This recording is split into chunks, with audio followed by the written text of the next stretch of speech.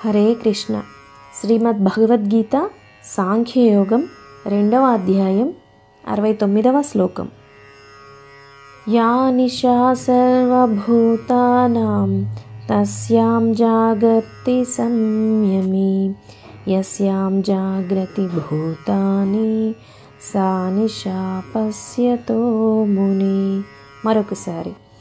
Yeah నిశా సర్వభూతానాం తస్యాం జాగర్తి సంయమి యస్యాం జాగ్రతి భూతాని సా నిశా పశ్యతో మునే.